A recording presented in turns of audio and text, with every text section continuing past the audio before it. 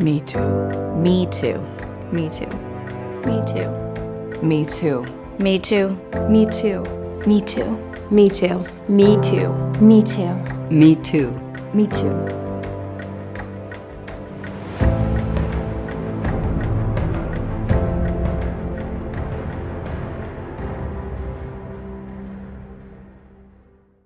I'm Melody Parks, and this is my Me Too story.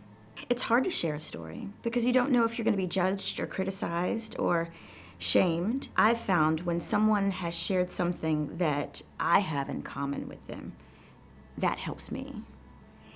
And their bravery makes me want to be brave.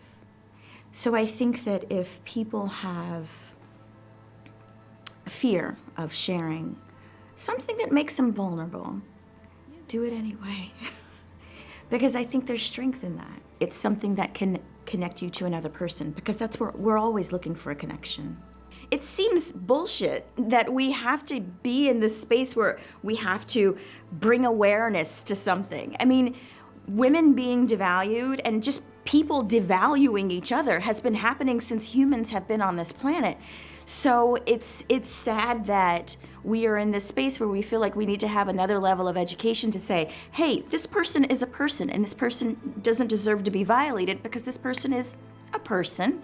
It's ridiculous, but here we are again. You know, I'm grateful that people feel that I'm one of these people that feels empowered to share my story because I've done nothing wrong. But I'm sitting in this chair. As a woman, I'm sitting in this chair, and most of the perpetrators are men. How many chairs are men sitting in? You know, afraid of telling their story, afraid of owning up to something. How many men are being honest about the things that they've done? How many men have the strength to say, I messed up. I screwed up and I'm sorry, and these are the things I'm gonna do to do better. I think it would be helpful for men to say, to own up to what they've done, whether they've actually done something or they've stood by as they've watched something happen. Because that happens a lot. I mean, there's so many men that have done nothing to physically harm another person, but they've been witness to something. I was back in high school and we were at a house party, and one of our friends threw this party, and at one point I think he decided that, hey, I want that girl. And we all knew each other. She wasn't a stranger. And he grabbed her by the arm and he started pulling her towards a bedroom. Then he started dragging her towards a bedroom. So I grabbed her and we were having a tug of war over our friend. And three guys, one of them was my boyfriend at the time, just stood there. They stood there and watched and did nothing. And I couldn't believe it. And so there are these two petite girls trying to fight off this boy man, and three men are standing there and they're doing nothing about it. I'm standing up for this girl and you guys are these strong men and you're doing nothing. And they just wimped out. And I think, reflecting on it now, I think that they were intimidated by him. And it blew my mind, and I'll never forget it. I'll never forget these people who I thought were good people just standing there. And I'm sure to this day they think, oh, I've never assaulted someone. But they were witness to someone being assaulted. And had I not pulled this girl away, what would have happened? Something horrible would have happened because they weren't stopping it and I was a witness to it. People need to speak up. People need to realize that they have power. Men need to speak up. Men need to understand that they have the power to harm, but they have the power to help as well. Men have to stop each other. Men have to stop other men from doing these things. Perpetrators need to stop. They need to be stopped. And the only way that's going to happen is if people speak up. One voice can be the voice that could change so many things. And I think if we understood how powerful we all are, just as a single person, then more change would happen. And I think so many people get away with so many horrible things because the people watching don't feel that they have power, or the people that it's happening to don't feel that they have power. Being at a party, and some friends had got a house, they'd moved into a new place, and so there was a house party that happened, and you know, there was a lot of drinking happening, so a lot of people spent the night so they wouldn't drive home. And I was sleeping in a room the boyfriend and I at the time were just sleeping in a room, just fell asleep. And I remember being touched. And I was asleep, and I remember being touched, and I just assumed it was him and didn't think anything about it. And then something was off, and I remember waking up and opening my eyes, and it wasn't my boyfriend at all. My boyfriend was asleep next to me, and there was a guy that had been at the party, was touching me under a blanket. And I was hazy, and I saw him, and he took off and he ran out of the room. And I laid there like, what the hell just happened? Did that just happen? Did this really just happen? And I was frozen for a while. And then I wasn't frozen, and I got up and I walked through the house looking for him. And I found him asleep on a couch in the living room. And I just stood there, and I didn't say anything, and I didn't do anything. And there was a part of me that thought, I'm not sure where this comes from, but I thought, he's the friend of these other people. Oh, this could be really uncomfortable. Do I scream and yell? Do I wake everybody up? Like, I didn't want to inconvenience people. I didn't want to create an uncomfortable environment. And I'm not the one who created it. He created it. And I think about that, and I tried to block it out, and I think I blocked it out for a really long time. And then thought about it again, like, where did that come from? I feel like I'm such a strong person, such a powerful person, yet I didn't do something when someone did something to me. Why is that? I stood there beside the couch, and he was fake sleeping. And I thought, I don't even know exactly what I thought. Maybe I thought, what should I do? What should I say? Should I kick him in the head? I don't know, but I didn't. And there were other friends that were asleep in the house. You know, there had been a party. There were several people. I don't think I wanted to cause a scene. I think there's something that gets taught to certain people very early on where you feel like you don't own your body. You feel like you don't own you. And as an African American in America, there's very much that. I mean, it's slavery. You didn't own your body.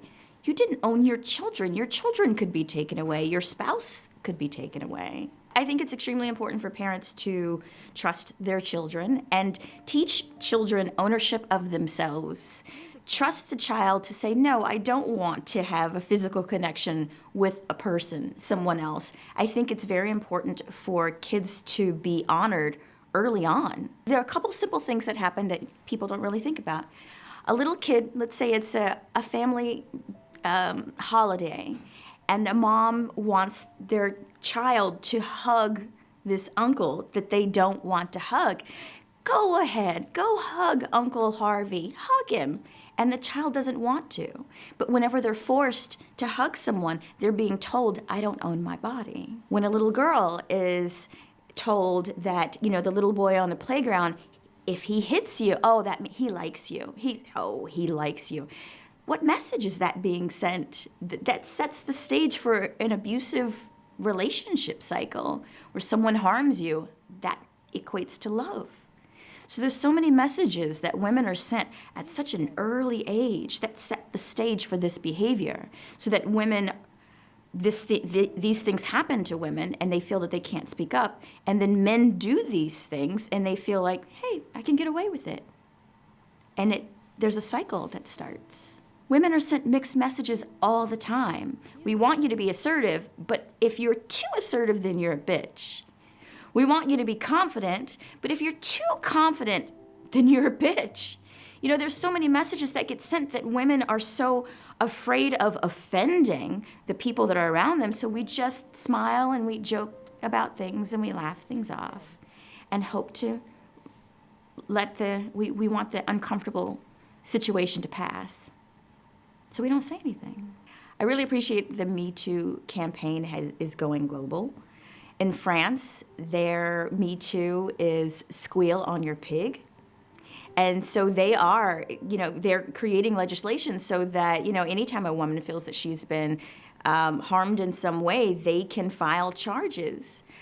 I think that that's a great idea. I don't know how you can track every single incident, but I think that if people feel that, hey, if I do something, I could get caught, I could lose my livelihood, I need to straighten up. And then hopefully if those things happen, I think that maybe it could change. Instead of the victim being seen as the problem, maybe people will become more self-aware and say, maybe I should shift how I interact with people, how I talk to people. Who am I? Why are, because let's say a certain person constantly gets, if it keeps happening with a person, then those that accuse that person can't all be wrong. But we shouldn't have to get to numbers of 30, 40, and 50 before people go, oh, maybe that first person was right. Why does something horrible have to happen before people will believe someone? When someone gets accused of harming a woman, that number has to grow to dozens before people say, maybe that person is guilty. Why do we have to get to number 50 for people to say, oh, wow, yeah, maybe he's got a problem? Why isn't woman number one enough? Why isn't woman number one enough to believe that something could be wrong, something actually did happen? You know what I mean? Where it's like, why do we have to, so many other women have to be added together? Because in my mind, I think one woman's story isn't enough for something to change, but 50 women story, that means that someone is a problem. So 50 women equals one woman?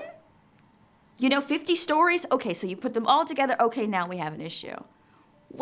Story number one should have been enough, because if that first person felt empowered enough to say, hey, this horrible thing happened to me, then maybe all those other women would never have been harmed.